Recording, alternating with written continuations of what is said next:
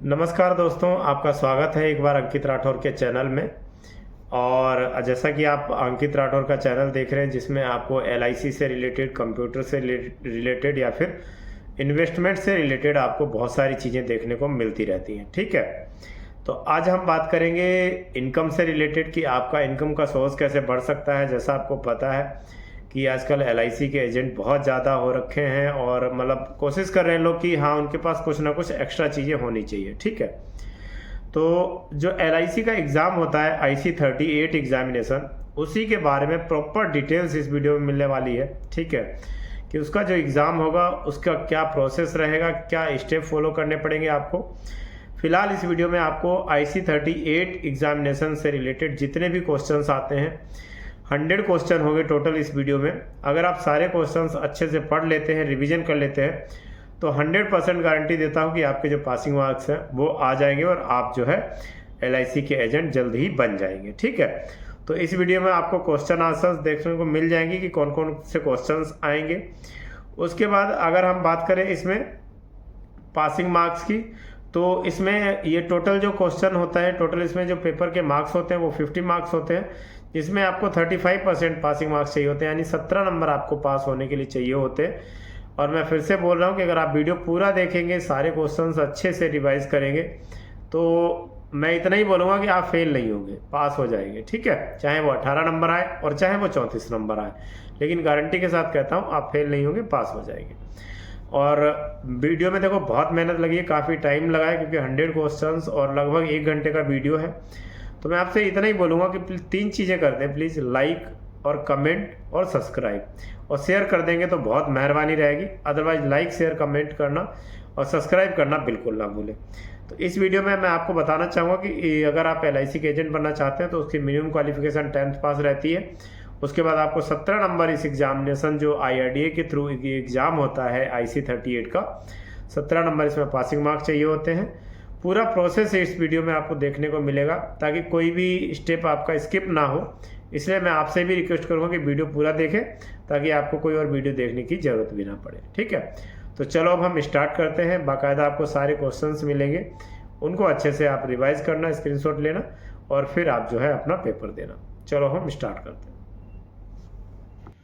अब मैं आपको बता दूं कि जैसे ही आप क्या है कि एग्ज़ाम अगर क्वालिफाई करते हैं तो पास फेल का सर्टिफिकेट जो है वो इस तरीके से आपको देखने को मिल जाएगा। ठीक है, इसमें क्या रहेगा, यहाँ पे मार्क स्कोर यानी आपके कितने पासिंग मार्क्स आए हैं, वो टोटल जो एग्ज़ाम के मार्क्स रहते हैं वो यहाँ पे डिफाइन किए जाएंगे। परसेंटेज सिक्योर जो भी रहती है वो परसेंटेज आपकी यहाँ पे मेंशन होगी। पासिंग परसेंटेज रिक्वायर्ड 35% है। स्टेटस में लिख के आएगा, पास फेल जो भी होगा वो यहाँ पे लिखा होगा। ठीक है, इस तरीके से। तो बाकी आपको ध्यान रखना है, आपके यहाँ पे 17 नंबर भी हो सकते हैं, 34 नंबर भी हो सकते हैं। जिस हिसाब से आप पेपर दे के आएंगे उसी हिसाब से आपका रिजल्ट आएगा। बाकी मैंने प्रेजेंटेशन बना रखी है, यहाँ पे प्रॉपर आपको एक एक करके सारे क्वेश्चंस, उनके आंसर, सारी चीज़ें आपको देखने को मिल जाएंगी। मैं आपसे यही उम्मीद करूँगा कि प्लीज़ चैनल को जो है जितना ज़्यादा हो सके लाइक, सब्सक्राइब करना बिल्कुल ना भूलें। ठीक है, तो चलो अब हम स्टार्ट करते हैं। अब हमने शुरू किया है। पहला क्वेश्चन है, निम्नलिखित में से भारत में बीमा उद्योग का नियामक या रेगुलेटर कौन है? तो वो है भारतीय बीमा विनियामक एवं विकास प्राधिकरण यानी IRDAI। ठीक है, Indian regulatory development authority of India. इसी के थ्रू जो है भारत में इंश्योरेंस के एग्ज़ाम और इसी के थ्रू ये संस्था चलाई जाती है। दूसरा क्वेश्चन है हमारा, निम्नलिखित में से कौन सी विधि जोखिम ट्रांसफ़र से संबंधित है?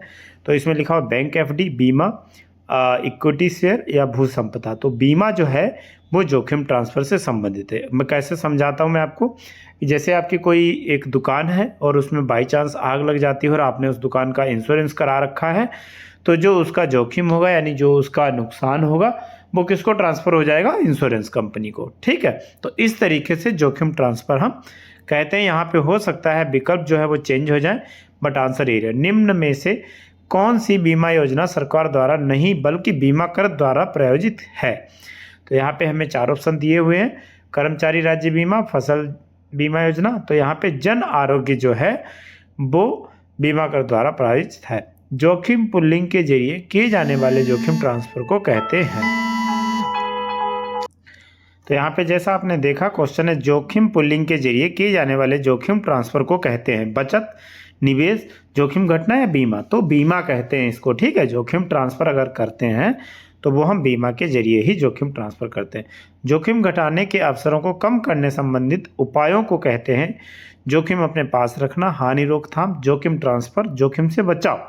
तो हानि रोकथाम के लिए हम जोखिम घटाने के अवसरों को कम करने की अवधि उपयोग में कहते हैं जो हानि की रोकथाम करना, ठीक है। तो इसे हम कहते हैं जोखिम घटाने के अवसर। बीमाकर्ता को जोखिम ट्रांसफर करने पर यह संभव हो जाता है क्या?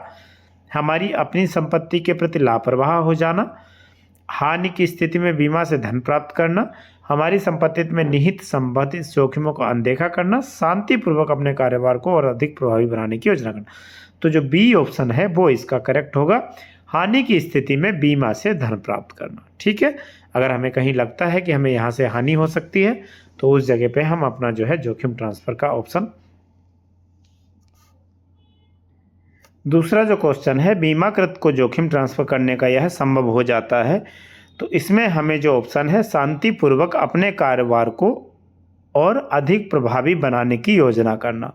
जब हमें पता होता है कि हमने बीमा करा रखा है तो हमें चोरी का डर या फिर किसी घटना का डर इतना नहीं रहता है, और हम अपने जो भी हमारा बिजनेस है या जो भी हम काम कर रहे हैं उस पर हमारा पूरा ध्यान रहता है और हम उसको अच्छी तरीके से कर पाते हैं, ठीक है।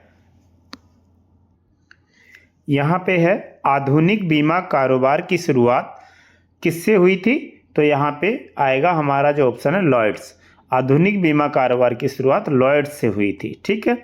दूसरा क्वेश्चन है, बीमा के संदर्भ में जोखिम अपने पास रखना ऐसी परिस्थिति की ओर संकेत करता है जहां हानि या नुकसान की संभावना नहीं हो।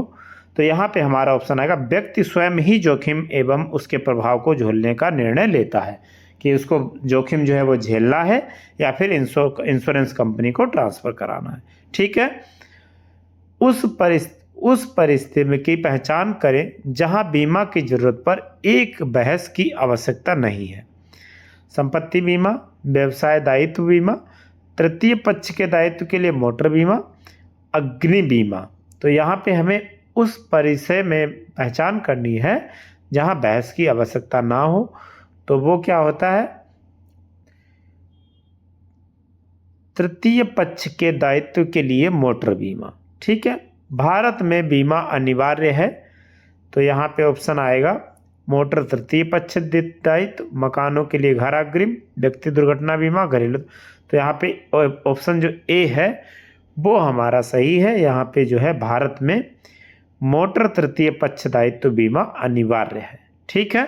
यहाँ तक क्लियर है सारी चीज़ें। उसके बाद बीमाकर्ता जोखिम स्वीकरण से पूर्व संपत्ति के सर्वेक्षण एवं निरीक्षण की व्यवस्था क्यों करता है? मूल्यांकन के प्रयोजन हेतु, जोखिम आकलन के लिए, यह जानने के लिए कि बीमित ने संपत्ति की खरीद कैसे की है, यह जानने के लिए कि अन्य बीमाकर्ताओं ने भी संपत्ति का निरीक्षण किया है, यह जानने के लिए कि क्या पड़ोस की संपत्ति को भी बीमित किया जा सकता है। तो यहाँ पे हमारा ऑप्शन जो है ए सही होगा। मूल्यांकन के प्रयोजन हेतु जोखिम आकलन के लिए बीमाकर्ता जोखिम स्वीकरण के पूर्व संपत्ति के सर्वेक्षण निरीक्षण की व्यवस्था क्यों करते हैं? तो इसका आंसर ऑप्शन ए सही रहेगा। निम्न में से कौन सा पक्ष जीवन बीमा अनुबंध करने के योग्य नहीं है? तो व्यवसाय मालिक, नाबालिग, गृहिणी, सरकारी कर्मचारी। निम्न में से कौन सा पक्ष जीवन बीमा अनुबंध करने के योग्य नहीं है? तो यहाँ पे हमारा ऑप्शन आएगा नाबालिग। नाबालिग जो ऑप्शन है वो हमारा सही होगा। अपनी बीमा पॉलिसी के संबंध में शिकायत रखने वाले एक ग्राहक के माध्यम से IRDA संपर्क कर सकते हैं। IGAMS जिला उपभोक्ता फॉर्म, बीमा लोकपाल, IGMS या जिला। तो यहाँ पे हम IGAMS के थ्रू बीमा ग्राहक को अगर कोई परेशानी है तो वो IRDA से संपर्क कर सकते हैं। IGAMS को विस्तृत करें, यानी IGAMS क्या है, इसकी फुल फॉर्म क्या है? तो इसको हम बोलेंगे इंश्योरेंस ग्रीवेंस मैनेजमेंट सिस्टम या फिर इंटीग्रेटेड ग्रीवेंस मैनेजमेंट सिस्टम। तो यहाँ पे हमारा जो सही ऑप्शन है वो है इंटीग्रेटेड ग्रीवेंस मैनेजमेंट सिस्टम, ठीक है। यहाँ तक क्लियर है। उसके बाद हम बात करेंगे उपभोक्ता संरक्षण अधिनियम के अनुसार किसी एक उपभोक्ता के रूप में वर्गीकृत नहीं किया जा सकता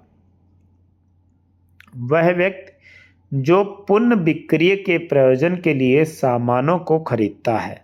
ठीक है, तो इसका आंसर आपको यहाँ पे मिल गया। उसके बाद हम चलते हैं दूसरे क्वेश्चन की ओर। उपभोक्ता फॉर्म किस अधिनियम द्वारा नियंत्रित किया जाता है? ठीक है, तो यहाँ पे इसका जो सी ऑप्शन है वो सही है। उपभोक्ता संरक्षण अधिनियम 10/4/1986 के तहत किया जाता है। तो हमारा यहाँ पे ऑप्शन सी सही है और ये क्वेश्चन ध्यान से पढ़ना, कई बार आ जाता है। का अधिकार क्षेत्र उन मामलों से है जहां वस्तुओं या सेवाओं के मूल्य और क्षतिपूर्ति दावा 20 लाख तक का है। उच्च न्यायालय, जिला फॉर्म, राज्य आयोग, राष्ट्रीय आयोग। तो यहाँ पे हमारा जो जिला फॉर्म है उसकी जो लिमिट है वो 20 लाख रुपए तक का हम वहाँ पे क्षतिपूर्ति का दावा वहाँ पे कर सकते हैं। ठीक है, इनमें से कौन सी उपभोक्ता शिकायत निवारण एजेंसी 20 लाख से 100 लाख रुपए तक के उपभोक्ता विवादों पर ध्यान देगी? जिला फॉर्म, राज्य आयोग, राष्ट्रीय आयोग, जिला परिषद। तो यहाँ पे राज्य आयोग जो है वो सही आंसर रहेगा। तो इस क्वेश्चन को भी याद रखेंगे क्योंकि इम्पोर्टेंट है। ठीक है, तो यहाँ पे जो राज्य आयोग है वो 20 लाख से 100 लाख रुपए तक की उपभोक्ता विवादों पर ध्यान देता है। ठीक है, अब नेक्स्ट क्वेश्चन की तरफ हम बढ़ते हैं। इनमें से कौन सा कथन बीमा लोकपाल के क्षेत्राधिकारी के संबंध में सही है? बीमा लोकपाल केवल निर्दिष्ट क्षेत्रीय सीमाओं के भीतर काम करता है। तो यहाँ पे हमारा जो ऑप्शन डी है वो बिल्कुल एकदम सही है। ठीक है,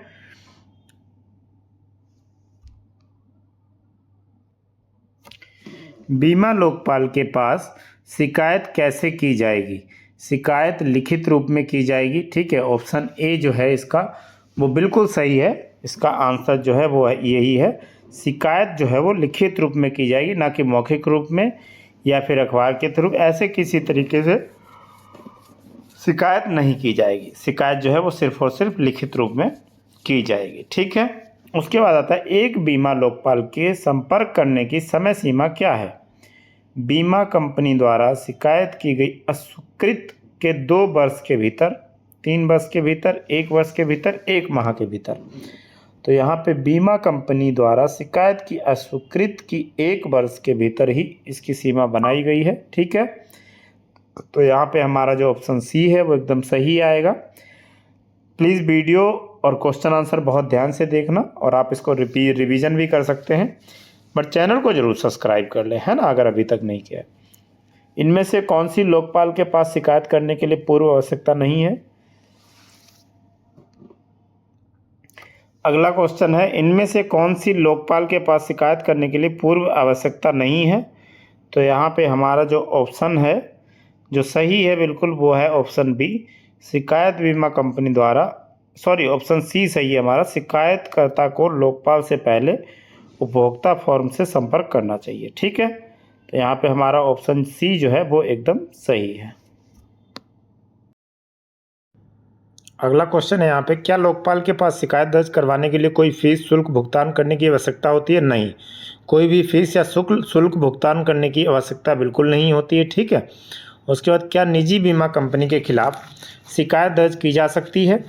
शिकायतें केवल, हाँ, निजी बीमा कंपनी के खिलाफ भी शिकायत दर्ज की जा सकती है। ठीक है, तो यहाँ भी आपको मैं बताना चाहूँगा कि अगर निजी बीमा है आपका तो उस कंपनी के खिलाफ शिकायत दर्ज कर सकते हैं। भारत में कितने बीमा लोकपाल के कार्यालय हैं? टोटल 17 लोकपाल के कार्यालय हैं।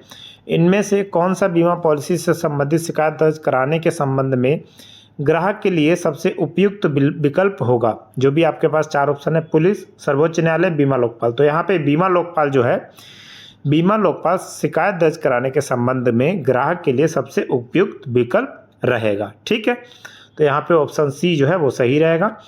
बीमा धारक और बीमाकर्ता के आपसी समझौते द्वारा मध्यस्थ और परामर्शदाता के रूप में संदर्भ शर्तों के भीतर कार्य कर सकता है बीमा लोकपाल। बीमा लोकपाल बीमा धारक और बीमाकर्ता के आपसी समझौते द्वारा कार्य कर सकता है। ठीक है, निम्नलिखित विकल्प वैध उपभोक्ता शिकायत के लिए आधार नहीं बन सकते। कौन? उत्पाद की एमआरपी, ग्राहक को अपनी श्रेणी में सबसे अच्छा उत्पाद। ये पूछ रहा है निम्नलिखित विकल्प वैध उपभोक्ता शिकायत के लिए आधार नहीं बन सकते।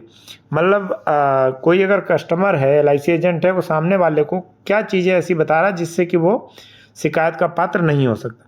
ग्राहक को अपनी श्रेणी में सबसे अच्छे उत्पाद की सलाह नहीं देने वाला दुकानदार। जैसा आपने उससे प्रोडक्ट मांगा एलआईसी एजेंट से, वही प्रोडक्ट उसने दिखा दिया, अपनी कोई सलाह नहीं दी, तो ऑप्शन बी जो है वो हमारा यहाँ पे सही कहेगा। ठीक है, तो ग्राहक को अपनी श्रेणी में सबसे अच्छा उत्पाद की सलाह नहीं देने वाला दुकानदार उपभोक्ता शिकायत के लिए आधार नहीं बन सकता। क्लियर है यहाँ तक? जीवन बीमा के संदर्भ में बीमा योग्य हित कब विद्यमान होना जरूरी है? बीमा कराते समय बीमा में बीमा हित जरूरी होता है, क्योंकि कोई दुर्घटना हो जाए, कोई और अनहोनी हो जाए, तो इसलिए बीमा हित का होना बहुत जरूरी यहाँ पे पाया गया है। ठीक है, तो यहाँ पे हमारा आंसर आएगा बीमा कराते समय। ठीक है, बीमा योग्य हित के संबंध में निम्न में से कौन सा कथन सही नहीं है? अपने पुत्र के लिए पिता द्वारा बीमा पॉलिसी लेना, पति पत्नी द्वारा एक दूसरे के लिए बीमा लेना, मित्रों द्वारा एक दूसरे के लिए बीमा लेना। तो यहाँ पे जो ऑप्शन सी है वो सही नहीं है, क्योंकि यहाँ पे क्या है कि ब्लड रिलेशन देखा जाता है, ना कि दोस्ती यारी। तो यहाँ पे जो ऑप्शन सी है, मित्रों द्वारा एक दूसरे के लिए बीमा लेना, ये ऑप्शन जो है वो सही नहीं है। ठीक है, तो ऑप्शन सी जो यहाँ पे हमारा रिजल्ट, ऑप्शन सी को आपको सिलेक्ट करना है। यहाँ पे ऑप्शन सी जो है वो सही है। ठीक है, उसके बाद निम्न में से कौन सा विकल्प रमेश द्वारा बीमित नहीं किया जा सकता? रमेश का घर, रमेश की पत्नी, रमेश के मित्र, रमेश के माता पिता। तो यहाँ पे भी वही सेम सिचुएशन है जैसी हमारे लास्ट जो आंसर में थी, रमेश के मित्र को बीमित नहीं किया जा सकता। गलत बयान से संबंधित होता है जो बिना किसी धोखाधड़ी इरादे से दिया गया है। गलत बयानी, योगदान, प्रस्ताव, निवेदन। तो यहाँ पे गलत बयानी आंसर आएगा। एचएलवी की धारणा किसने आविष्कार की थी? प्रोफेसर ह्यूबर ने एचएलवी की धारणा का आविष्कार किया था। ठीक है, उसके बाद है श्री राजन प्रतिवर्ष 1,20,000 रुपये कमाते हैं तथा स्वयं पर वो 24,000 खर्च करते हैं। उनकी असामयिक मृत्यु हो जाने पर परिवार को प्रतिवर्ष 96,000 रुपये शुद्ध कमाई की हानि होगी। मान लें कि ब्याज दर 8% है, तो ह्यूमन लाइफ वैल्यू ज्ञात करेंगे। तो यहाँ पे जो ह्यूमन लाइफ वैल्यू आएगी वो 12 लाख रुपए आएगी। ठीक है, तो इसका जो आंसर रहेगा वो हमारा ऑप्शन ए जो है वो इसका आंसर रहेगा। ठीक है, उसके बाद निम्नलिखित में से वह कौन सी पारंपरिक विधि जो किसी व्यक्ति को कितने बीमा आवश्यकता का निर्णय लेने की मदद करती है? मानव आर्थिक मूल्य, जीवन मर्यादा प्रस्ताव, मानव जीवन मूल्य, भावी जीवन मूल्य। तो यहाँ पे जो हमारा आंसर रहेगा इस क्वेश्चन के अगेंस्ट वो रहेगा ऑप्शन सी जो है हमारा वो सही रहेगा, मानव जीवन मूल्य। निम्न में से कौन सा कर नियोजन का उद्देश्य नहीं है? अधिकतम कर लाभ, विवेकपूर्ण निवेश के फलस्वरूप कम हुआ कर, कर चोरी, कर स्लैब का पूरा लाभ।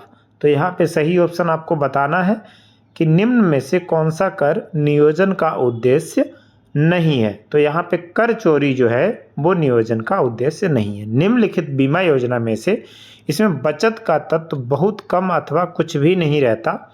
मियादी बीमा योजना, मियादी बीमा योजना में बचत का तत्व बहुत कम अथवा कुछ भी नहीं रहता है। ऑप्शन ए यहाँ पे हमारा सही होगा। वित्तीय बाजारों में विशाखन से जोखिम कैसे कम हो जाता है? विभिन्न अस्थि सवंगरों से में निधि का निवेश। आपको आंसर यहाँ पे याद करना है, निम्न में से कौन सा धन संचयन उत्पाद है? बैंक ऋण, शेयर। तो शेयर यहाँ पे संचयन उत्पाद है। जीवन के किस चरण में कोई व्यक्ति पूर्व बचतों को सर्वाधिक महत्व देगा? सेवानिवृत्ति के बाद, कमाने वाले विद्यार्थी, हाल में विवाहित। तो यहाँ पे क्या आंसर सही होगा? यहाँ पे हमारा जो आंसर है वो ऑप्शन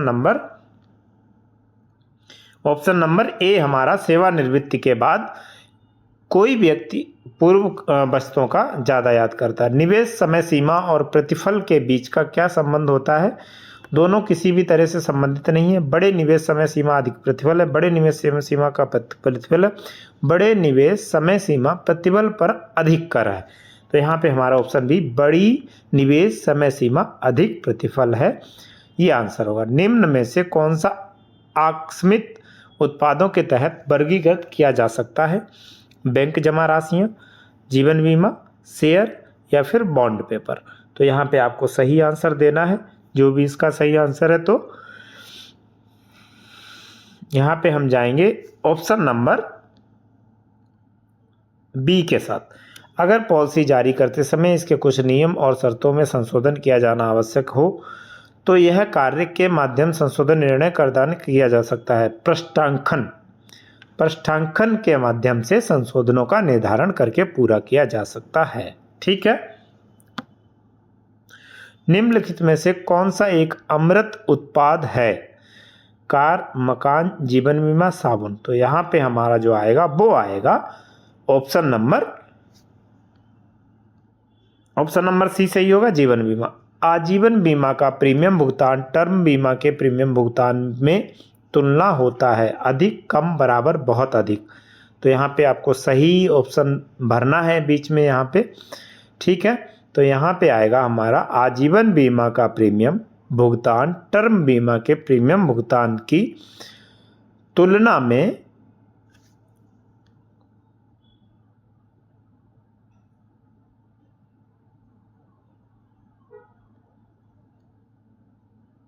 अधिक होगा। ठीक है। अपने जीवन बीमा के लिए आपके द्वारा प्रीमियम का भुगतान जितना, मृत्यु की स्थिति में लाभार्थी को क्षतिपूर्ति का भुगतान उतना ही। यहाँ पे आ गया, अपने जीवन बीमा के लिए आपके द्वारा प्रीमियम का भुगतान जितना अधिक, मृत्यु की स्थिति में लाभार्थी को क्षतिपूर्ति का भुगतान उतना ही अधिक होगा। ठीक है। तो पहले वाले में हमारा ऑप्शन ए सही था। बंधन मुक्ति बीमा के पीछे क्या उद्देश्य है? सस्ती बंधक दरों की सुविधा प्रदान करना, आवास ऋण लेने वालों के लिए सुरक्षा प्रदान करना, बंधक संपत्ति के मूल्य की रक्षा करना। तो ऑप्शन बी हमारा सही है, आवास ऋण लेने वालों के लिए सुरक्षा प्रदान करना। ठीक है। उसके बाद है बंधक मुक्ति बीमा MRI को के अंतर्गत वर्गीकृत किया जाता है। तो घटती टर्म जीवन बीमा के अंतर्गत वर्गीकृत किया जाता है MRI को। घटती मियादी बीमा में प्रीमियम भुगतान समय के साथ बढ़ता है, घटता है, स्थिर रहता है, वापस किया जाता है। तो घटती मियादी के प्रीमियम भुगतान समय के साथ स्थिर रहता है। घटते मियादी बीमा के संबंध में नीचे दिया गया कौन सा कथन गलत है? मृत्यु लाभ की राशि कवरेज की अवधि के साथ कम हो जाती है, प्रीमियम राशि कवरेज की अवधि के साथ कम हो जाती है। ठीक है। तो यहाँ पे ऑप्शन बी जो है वो हमारा एकदम सही होगा। उसके बाद अगर सुरेश किसी संपत्ति को गिरवी रखता है और चाहता है कि अपना ऋण की रक्षा के लिए एक योजना बनाए जो कि उसकी आवश्यकता के अनुसार सबसे अधिक संभावना होगी। टर्म प्लान, बंधक मोचन योजना, संपूर्ण जीवन बंदोबस्ती योजना। तो इसमें हमें आपको यहाँ पे सही ऑप्शन का चुनाव करना है। ऑप्शन नंबर बी, बंधक मोचन योजना जो है वो अनुसार सबसे अधिक संभावना होगी इसके अगेंस्ट। ठीक है। मुख्य आदमी बीमा के तहत बीमित राशि आमतौर पर किससे जुड़ी होती है? व्यापार हानि की भरपाई से। ठीक है। ऑप्शन नंबर सी जो है वो यहाँ पे सही होगा। कंपनी की बिक्री में सुरेश का योगदान 20% है, वह अपने काम को जारी रखने में असमर्थ है। उसकी विकलांगता के बाद कौन सी पॉलिसी नुकसान की भरपाई के लिए कंपनी की मदद करेगी? टर्म इंश्योरेंस प्लान, प्रमुख व्यक्ति बीमा। ठीक है। प्रमुख व्यक्ति बीमा जो है वो उसकी भरपाई का हेल्प करेगी, उसको मदद करेगी। किसको? सुरेश को। प्रमुख व्यक्ति बीमा पॉलिसी के तहत बीमा धन आमतौर पर इनमें से किससे जुड़ी होती है? प्रमुख व्यक्ति की आय, व्यवसाय के लाभप्रदता, व्यवसाय का इतिहास, मुद्रास्फीति सूचकांक। तो व्यवसाय की लाभप्रदता पर यह स्थिर होती है। निम्नलिखित में से किसी एक मियादी पॉलिसी खरीदने की सबसे अच्छी सलाह दी जाती है? एक ऐसा व्यक्ति जिसे बीमा की जरूरत है लेकिन बजट कम है, उसको यह प्लान बताया जाता है। ठीक है। यूनिवर्सल जीवन बीमा पॉलिसी पहली बार कब और कहां शुरू की गई थी? यूनिवर्सल जीवन बीमा पॉलिसी पहली बार शुरू की गई थी अमेरिका में। नीचे दिया गया कौन सा विकल्प MWP अधिनियम के मामलों के संदर्भ में सही है। मृत्यु दावों का निपटारा नियमिती के पक्ष में किया जाता है। मृत्यु दावों का निपटारा न्यायसी के पक्ष में किया जाता है। ऑप्शन 1 सही, ऑप्शन 2 सही है, तो बी आएगा। दोनों सही, कथन जो 2 है वो सही है। एक पॉलिसी MWP अधिनियम के तहत ली गई अगर पॉलिसी धारक पॉलिसी के तहत लाभों को प्राप्त करने के लिए विशेष न्यायसी नियुक्त नहीं करना तो पॉलिसी के तहत प्राप्त राशि को देय हो जाती है परिजनों को, राज्य सरकारी न्यायसी को, बीमा कंपनी को, बीमा धारक को। तो यहाँ पे हमें इनको ऑप्शन बताना है कि अगर ये ऐसी कोई सिचुएशन आती है तो पॉलिसी के तहत प्राप्त राशि किसको दे दी जाएगी। ऑप्शन नंबर बी, राज्य के सरकारी न्यासी को ये जो है दे हो जाएगा। ये जो भी पेमेंट होगी ये उसको राज्य के सरकारी न्यासी को दे दी जाएगी। महेश ने उधार की पूंजी से एक व्यवसाय चलाया। उसके आकस्मिक निधन के बाद सभी लेनदार महेश की संपत्ति को हथियाने की पूरी कोशिश कर रहे हैं। इनमें से कौन सी संपत्ति लेनदारों की पहुंच से परे है। महेश के नाम की संपत्ति, महेश के बैंक खाते, MWP अधिनियम के धारा 6 के तहत खरीदी गई मियादी जीवन बीमा पॉलिसी, महेश के स्वामित्व वाले म्यूचुअल फंड। तो ऑप्शन नंबर सी जो है वो इसका सही होगा। MWP अधिनियम की धारा 6 के तहत खरीदी गई मियादी जीवन बीमा पॉलिसी जो है वो लेनदारों से परे है। उसमें कोई भी उस पैसे को कोई भी नहीं ले सकता है। वो सिर्फ और सिर्फ महेश के जो वो होंगे नॉमिनी, उन्हीं को ये पैसा दिया जाएगा। तो यहाँ पे जो हमारा ऑप्शन नंबर सी है वो सही होगा। ठीक है। नीचे दिए गए विकल्पों में से कौन सा MWP अधिनियम के मामलों के संदर्भ में सही है। परिपक्वता दावों के चेक पॉलिसी धारकों को भुगतान किए जाते हैं। परिपक्वता दावों को चेक न्यासियों को भुगतान किए जाते हैं। सही है। ऑप्शन कथन 2 सही है। एक या दोनों सही है, ना तो एक सही है ना तो दोनों सही है। तो इनमें से आपको सही आंसर करना है कि कौन सा कथन जो है वो इस MWP अधिनियम के मामलों के संदर्भ में सही पाया गया है। तो यहाँ पे जो है हमारा ऑप्शन नंबर कथन नंबर हमारा 2 जो था वो सही है। इनमें से मानक आयु प्रमाण का कौन सा एक उदाहरण है। राशन कार्ड, जन्म कुंडली, पासपोर्ट, ग्राम पंचायत प्रमाण पत्र। तो पासपोर्ट जो है हमारा आयु प्रमाण का एक उदाहरण है। नीचे दिए गए आयु प्रमाण दस्तावेजों में से उस विकल्प की पहचान करें जिसे बीमा कंपनियों द्वारा गैर मानक के रूप में वर्गीकृत किया गया है। स्कूल प्रमाण पत्र, रक्षी कर्मियों के मामले में पहचान पत्र, राशन कार्ड, नामांकन प्रमाण पत्र। तो यहाँ पे जो हमारा आंसर सही आएगा वो आएगा option number C, ration card. इनमें से कौन सा वैध पते का प्रमाण नहीं है। पैन कार्ड, मतदान पहचान पत्र, बैंक पासबुक, ड्राइविंग लाइसेंस। तो पैन कार्ड जो ऑप्शन ए सही है, इसका आंसर यही आएगा क्योंकि इनमें से पते का प्रमाण नहीं है। पैन कार्ड पे कोई भी आपका एड्रेस प्रिंट नहीं होता। इनमें से कैसे नैतिक खतरे के लिए जिम्मेदार ठहराया जा सकता है। बीमा की खरीद के बाद जोखिमपूर्ण व्यवहार बढ़ जाना, बीमा की खरीद के लिए पहले जोखिमपूर्ण व्यवहार बढ़ जाना, बीमा की खरीद के बाद जोखिम पूर्ण व्यवहार में कमी, बीमित होने के बाद आपराधिक गतिविधियों में संलग्न होना। तो यहाँ पे कौन सा ऑप्शन सही आएगा हमारा। ऑप्शन नंबर ए जो है वो सही आएगा। बीमा की खरीद के बाद जोखिमपूर्ण व्यवहार बढ़ जाना जो है वो जिम्मेदारियां ठहराई जाएंगी आपके नैतिक खतरे के। प्रस्ताव बनाने के लिए इस्तेमाल किए जाने वाले आवेदन दस्तावेज को आमतौर पर के रूप में जाना जाता है। आवेदन पत्र, प्रस्ताव पत्र, पंजीकरण फॉर्म, सदस्यता फॉर्म। तो यहाँ पे कौन सा ऑप्शन सही है। यहाँ पे हमारा जो ऑप्शन नंबर बी जो है प्रस्ताव पत्र, आमतौर पर प्रस्ताव पत्र के रूप में जाना जाता है। निम्नलिखित दस्तावेजों में से कौन सा विकल्प बीमा कंपनी के बीमाधारक के बीच में हुए अनुबंध का साक्ष्य है। प्रस्ताव पत्र, पॉलिसी दस्तावेज, विवरण पुस्तिका, प्रोस्पेक्ट, दावा पत्र। तो यहाँ पे पॉलिसी दस्तावेज जो है वो आंसर हमारा यहाँ पे सही आएगा। ऑप्शन नंबर बी जो है वो एकदम सही होगा। तो इसलिए प्लीज़ आप ऑप्शन नंबर बी के साथ यहाँ पे जाइए।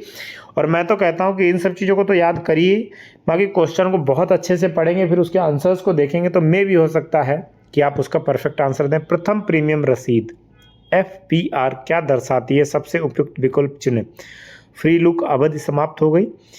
यह इस बात को एक साक्ष्य की पॉलिसी अनुबंध शुरू हो गया, पॉलिसी को अब रद्द नहीं किया जा सकता, पॉलिसी ने एक निश्चित नगद मूल्य। बी ऑप्शन सही होगा। यह इस बात का एक लक्ष्य है, साक्ष्य है कि पॉलिसी अनुबंध शुरू हो गया है। मनी लॉन्ड्रिंग धन को अर्थव्यवस्था में लाने की एक प्रक्रिया है जिसमें इसके मूल को छुपाया जाता है ताकि यह कानूनी तौर पर हासिल किया प्रतीक हो सके। अवैध मनी लॉन्ड्रिंग अवैध धन को अर्थव्यवस्था में लाने के लिए प्रक्रिया जिसमें अवैध इसके मूल को छुपाया जाता है ताकि यह कानूनी तौर पर हासिल किया प्रतीत हो सके। तो यहाँ पे इसका जो आंसर है ऑप्शन ए वो सही रहेगा। ठीक है, दोनों ही डॉट में अवैध जो है ऑप्शन यहाँ पे फिल इन द ब्लैंक्स में भरा जाएगा। अगर पॉलिसी धारक पॉलिसी से संतुष्ट नहीं है तो वह फ्री लुक अवधि के भीतर यानी पॉलिसी दस्तावेज प्राप्त करने के भीतर पॉलिसी को वापस लौटा सकता है। कितने दिनों के अंदर कितने दिन के अंदर वो पॉलिसी को रिटर्न कर सकता है। पॉलिसी को उसको अगर नहीं चाहिए तो 15 दिन के अंदर वो यह काम कर सकता है। फ्री लुक अवधि के दौरान पॉलिसी धारक द्वारा वापस लौटाई गई पॉलिसी के संबंध में नीचे दिया गया कौन सा कथन सही है। बीमा कंपनी कवर की गई अवधि के लिए आनुपातिक प्रीमियम चिकित्सा जांच और स्टॉप चार्ज पर किए गए खर्चों को समायोजन करके बाद में प्रीमियम वापस करेगी। उसमें कुछ परसेंटेज जो होता है जो प्रीमियम आपने जमा किया है उसमें डिडक्ट कर लिया जाता है, बाकी जो है पॉलिसी धारक को वापस कर दिया जाता है at the time of surrender of the policy. Right, तो यहाँ तक आपको चीज़ें क्लियर है। कोशिश की है मैंने बहुत सारे अच्छे क्वेश्चंस आपको शेयर करने के लिए ताकि आप जब एग्ज़ाम देने जाएं तो आपको यही क्वेश्चंस आएँ और आप कहीं ना कहीं 17 नंबर ला के पास हो सकें। ठीक है, अगर पॉलिसी दस्तावेज विवरण जटिल भाषा का प्रयोग किया जाता है इनमें से अस्पष्ट उत्पन्न होता है बीमा कंपनी के पक्ष में।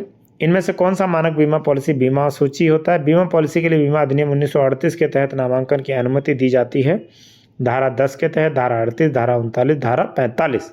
तो यहाँ पे फिल इन द ब्लैंक्स 1938 में धारा 39 के तहत नामांकन की अनुमति दी जाती है। किन परिस्थितियों में पॉलिसी धारक को एक नियुक्त व्यक्ति की नियुक्त करने की आवश्यकता होती है। बीमा धारक नाबालिग होने पर, नामिती एक नाबालिग है, पॉलिसी धारक को मानसिक स्थिति ठीक नहीं है, पॉलिसी धारक विवाहित नहीं है। तो यहाँ पे आएगा पॉलिसी धारक जो है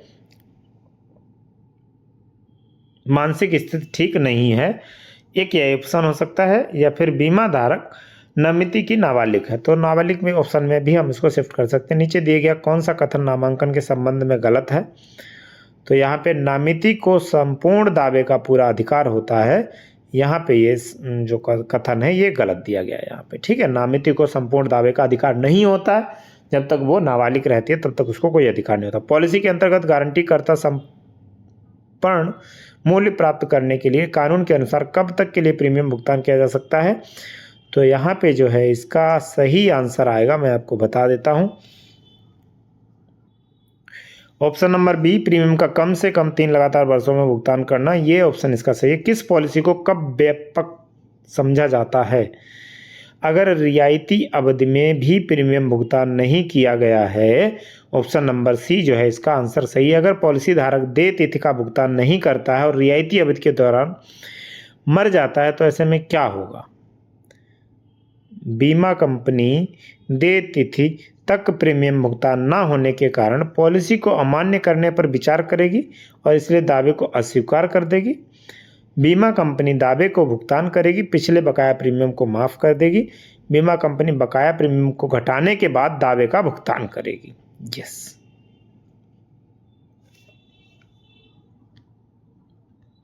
तो मैंने आपको पूरी कोशिश की है बहुत सारे क्वेश्चंस कवर करने की। आपको यहाँ पे लास्ट में भी 2 क्वेश्चंस दिख रहे हैं, इनको रीड आउट कर लेना, इनके आंसर्स में मैंने टिक लगा रखा है। तो होपफुली आपको सारी चीज़ें समझ आई होंगी। क्वेश्चन बहुत सारे अटपटे हैं, तो मैं नहीं कहता कि क्वेश्चंस के जो आंसर हैं वो आपको अभी तक याद हुए होंगे, बट अगर 2-4 बार आप रिवीजन करोगे तो पक्का आपको वो सारे आंसर्स याद हो जाएंगे।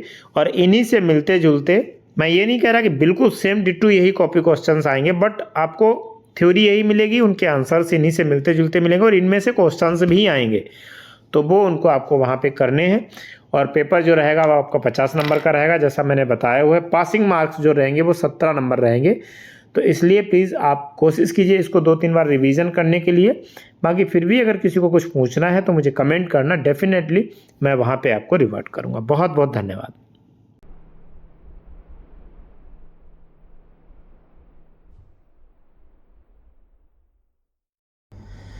बहुत बहुत धन्यवाद सभी को। जैसा कि मुझे पता है कि जिनको इस एग्ज़ाम को देने की तैयारी चल रही होगी या जिनको ये एग्ज़ाम देना है सोच रहे हैं, उन्होंने तो पूरा वीडियो देखा होगा और चैनल को अभी तक सब्सक्राइब भी कर दिया होगा, क्योंकि वीडियो में जो भी मैंने क्वेश्चंस लिए हैं बहुत इंपॉर्टेंट है और वो आपके पेपर को कवर करते हैं, ताकि आप जो है पासिंग मार्क्स आसानी से ला सकें। ठीक है, तो उम्मीद करता हूँ चैनल सब्सक्राइब जरूर किया होगा और लाइक शेयर करना बिल्कुल ना भूलें और इसी तरीके से चैनल से जुड़े रहें। फिर से एक बार बोलूँगा, अगर LIC के एग्ज़ाम से रिलेटेड अगर किसी को कुछ क्वेश्चंस है, कोई डाउट है, तो आप कमेंट कीजिए। Definitely you will get the revert with in 1 hours और विद इन अ डे। ठीक है, इससे ज़्यादा टाइम नहीं लूँगा, आपको रिवर्ट वहाँ पे मिल जाएगा। तो आज के लिए आज्ञा दीजिए, फिर मिलेंगे एक नई वीडियो के साथ। जय हिंद, जय भारत।